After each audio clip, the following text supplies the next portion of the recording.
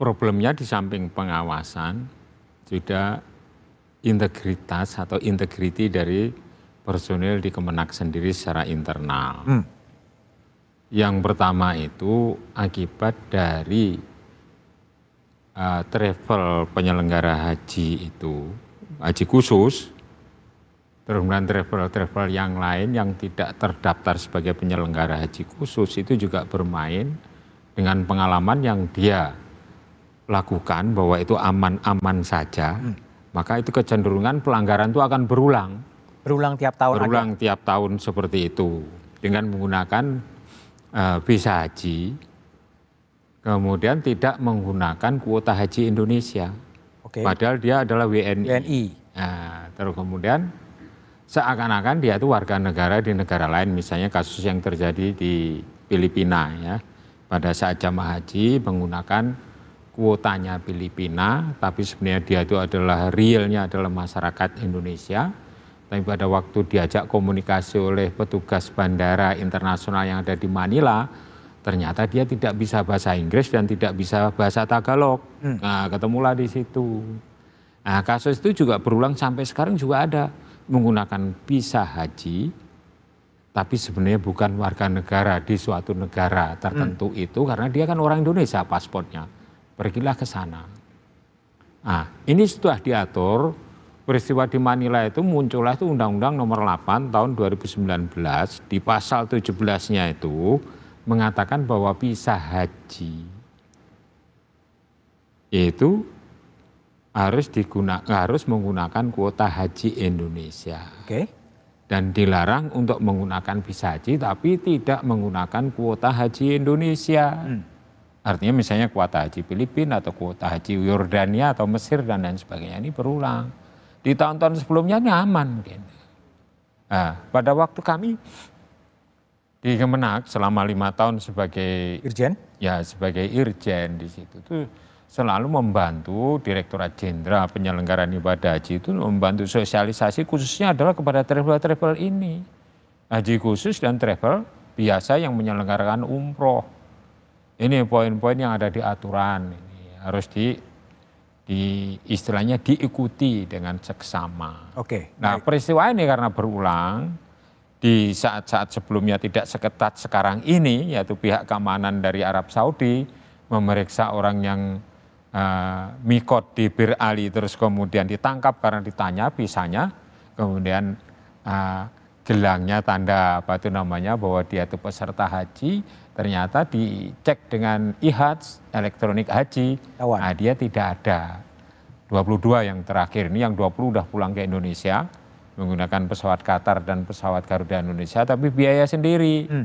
Mungkin yang diceritakan oleh Pak Mustaleh, Pak Mustaleh tadi adalah yang tidak mengetahui bahwa ada mekanisme seperti itu. Kalau menunggu itu pembiayaan dari pihak travel juga tidak akan dibiayai. Dilepas saja ya? Dilepas saja itu. Dan pihak Kementerian Agama tidak secara khusus menyediakan anggaran untuk sesuai APBN untuk memulangkan untuk masalah-masalah haji yang ada di sana. Di permasalahannya seperti itu. Oke, baik. Sebenarnya kembali ke Aceh Hasan Sazili. Kang Aceh, ini ada satu hal ya, tadi Pak Mustaleh katakan, ada jemaah-jemaah haji yang ilegal yang sekarang ketakutan berada di hotel bersembunyi karena dia takut. Nah, kalau spesifik terhadap calon jemaah haji yang ilegal ini, gimana solusi dan temuan dari tim Was DPR sebetulnya?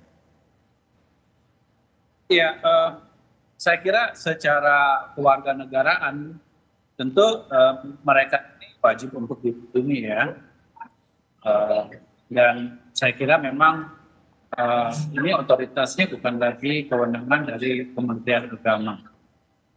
Karena kalau mereka misalnya diperbolehkan untuk mengikuti ibadah haji, ini akan menjadi presiden yang kurang baik. Kenapa? Karena dia dari sejak awal memang sudah tidak menggunakan visa haji.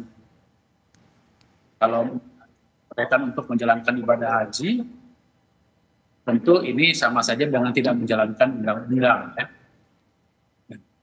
Yang kedua, saya kira memang mereka ini saya menempatkan diri sebagai korban.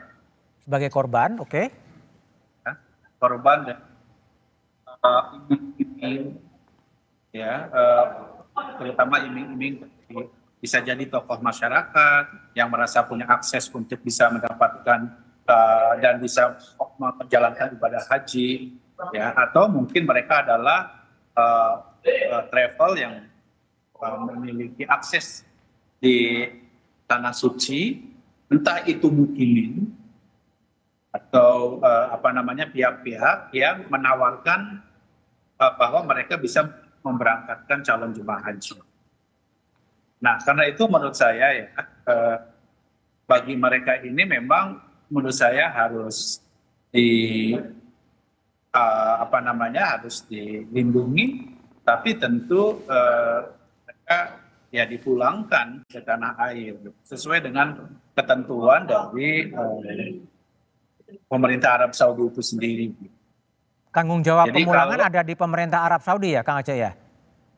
Kenapa? Yang bertanggung jawab memulangkan dari pemerintah Saudi?